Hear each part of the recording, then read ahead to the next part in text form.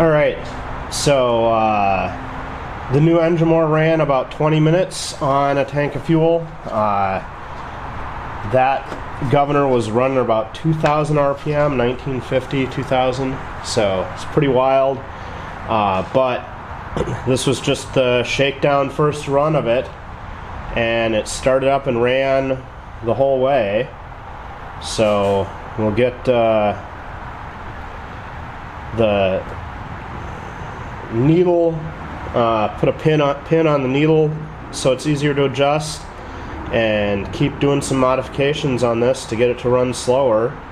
That stock spring is obviously real stiff, so but getting it running before you start modifying is a good way to make sure these engines are not just running, but also that all the parts are bedded in before you get anything too crazy going on.